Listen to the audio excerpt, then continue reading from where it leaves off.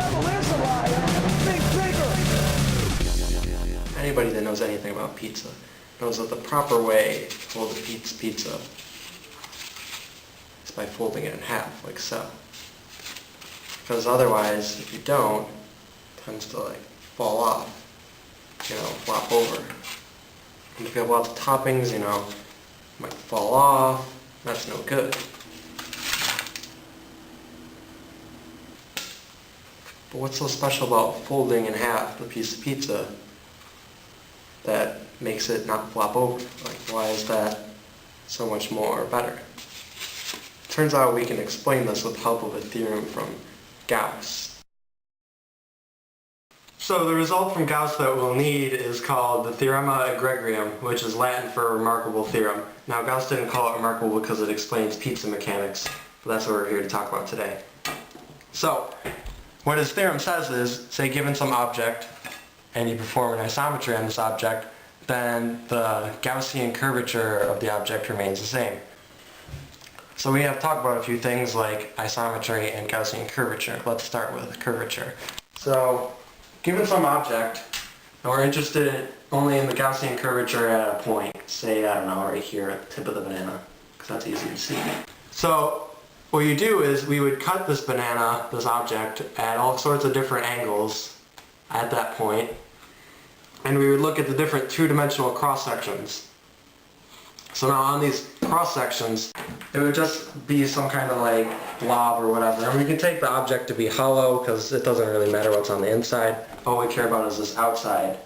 And then with this like curve right here, we can measure that curvature of it. And all we really care about at the point is the curves that have the biggest curvature and the smallest curvature. Now the Gaussian curvature at this point is the product of the biggest of those two curvatures, the biggest one and the smallest one. So for this, say, I don't know, at the tip, it's kind of difficult. I don't know, maybe like this part, trying to cut this as evenly as I can. And then this part's kind of flat, this one's probably like the smallest one. And if you just figure out whatever the curvature of these two lines is, multiply them together, that's the Gaussian curvature at that point.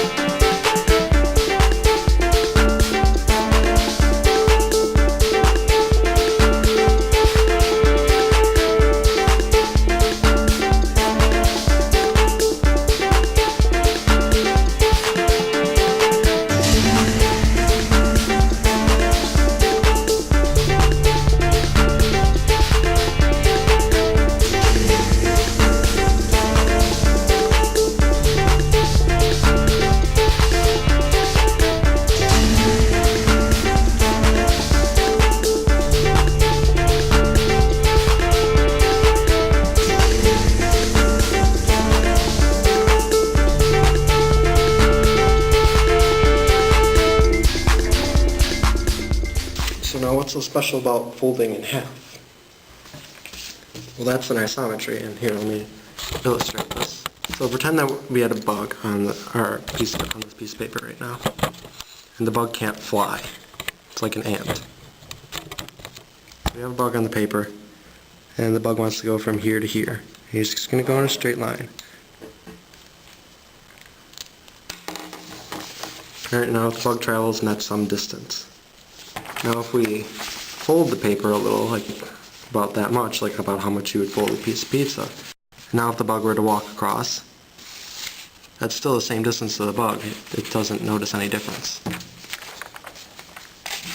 Same with the pizza. So let's summarize all that we know. So we know we have the theorema egregium, which says that if you have an object and you perform an isometry on the object, then the Gaussian curvature remains the same. And we know that folding an object in half is an isometry. So what is this with the pizza? Now, when we start with the pizza, it's flat, so it has zero curvature. Now, when we fold it in half, the theorema egregium says that since it's an isometry, the curvature at every point, the Gaussian curvature at every point, is still zero. Now, when we fold it, you can see that there's clearly some curvature right here. We have this one principal curve right here that's non-zero. There must be other curves that are zero, because the only way to multiply to get zero is by multiplying zero. So that forces you to have lines of zero curvature, and a line of zero curvature is a straight line. So that forces you to have these straight, rigid lines perpendicular to your fold, keeping this pizza flat and rigid and easy to consume. And I think that's pretty neat.